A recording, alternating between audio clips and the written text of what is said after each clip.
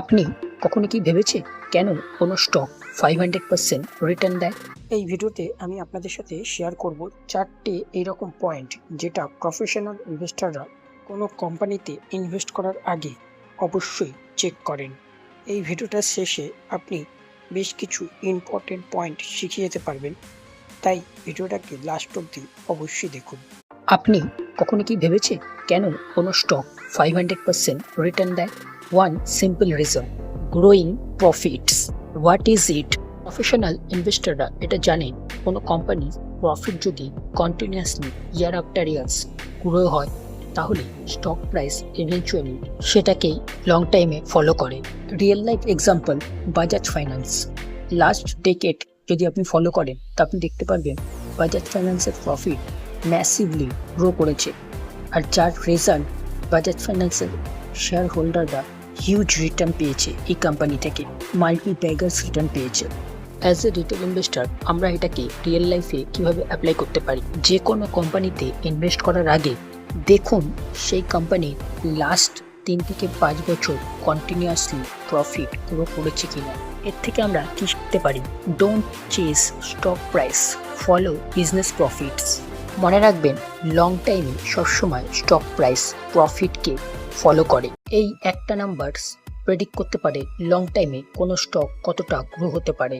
For example, Bajaj finance, আপনি এর EPS দেখুন, 2017-তে 3.34 ছিল, যেটা এখন প্রায় অলমোস্ট 10 গুণ হয়ে গেছে, আর তাই স্টকও মাল্টি ব্যাগার্স রিটার্ন বানিয়ে দিয়েছে। এটাকে আমরা রিয়েল লাইফে কিভাবে অ্যাপ্লাই করতে পারি?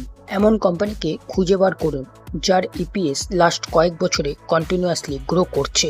এই একটা কোশ্চেন ওয়ারেন বাফেটকে বিলিনিয়ার বানাতে হেল্প করেছে। যে কোম্পানিতে আপনি ইনভেস্ট করতে চাইছেন, সেই কোম্পানির প্রফিট ফিউচারে কি আরো গ্রো হতে পারে?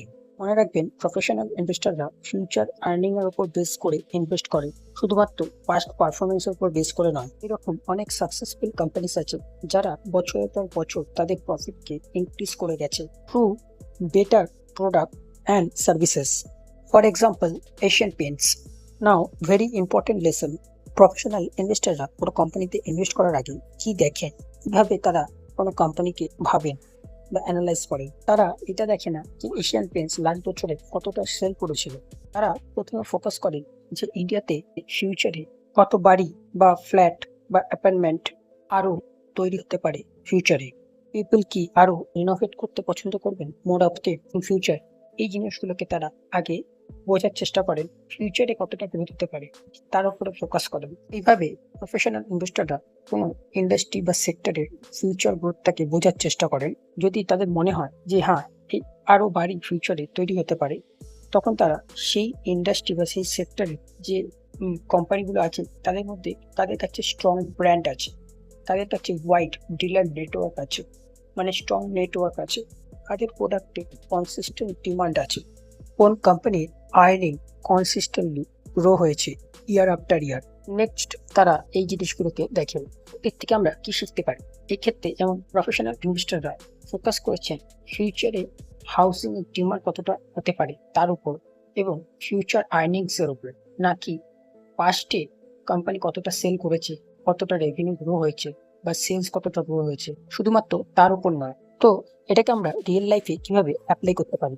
যে কোনো কোম্পানিতে ইনভেস্ট করার আগে নিজের কাছে কোশ্চেন করুন যে বিজনেসে আপনি ইনভেস্ট করতে চাইছেন, সেই কোম্পানি কি নেক্সট 5 বছরে তাদের প্রফিটকে আরো কন্টিনিউয়াসলি গ্রো করতে পারবে। মনে রাখবেন, কোনো কোম্পানির ফিউচার আর্নিং গ্রোথের উপরে নির্ভর করবে সেই কোম্পানির ফিউচার গ্রোথ, মানে সেই কোম্পানি ফিউচারে আপনাকে কতটা রিটার্ন বানিয়ে দিতে পারে।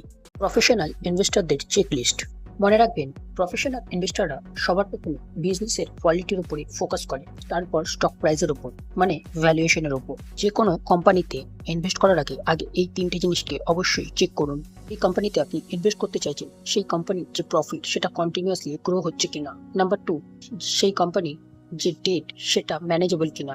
নাম্বার 3, যে কোম্পানিতে আপনি ইনভেস্ট করতে চাইছেন, সেই কোম্পানি যে প্রোডাক্ট বা সার্ভিস তার ফিউচারে ডিমান্ড আছে কিনা। যদি এই 3টে কোশ্চেনের অ্যান্সার হ্যাঁ হয়, তাহলে এই ধরনের কোম্পানিকে আপনি আপনার ওয়াচ লিস্টে অ্যাড করতে পারেন ফার্দার ফান্ডামেন্টাল অ্যানালাইসিসের জন্য। কেননা এই ধরনের যে কোম্পানিগুলো আছে, এই ধরনের কোম্পানিগুলো আপনাকে ফিউচারে মাল্টি ব্যাগার রিটার্ন বানিয়ে দেওয়ার মতো ক্ষমতা রাখে। আমার ইনভেস্টিং কোর্স ফ্রিতে পেতে হোয়াটসঅ্যাপ করুন, ফ্রি, নাম্বার ডিসক্রিপশনে দেওয়া আছে। ডিসক্লেমার, এই ভিডিওটা অনলি ফর এডুকেশনাল পারপাস আর এক্সাম্পলের জন্য আছে। এটা কোনো রকম রেকমেন্ডেশন নয় বা কোনো রকম ফাইন্যান্সিয়াল অ্যাডভাইস নয়। বিফোর এনি ইনভেস্টমেন্ট আপনি আপনার ফাইন্যান্সিয়াল অ্যাডভাইজারের সাথে অবশ্যই কনসাল্ট করে নেবেন। Thank you.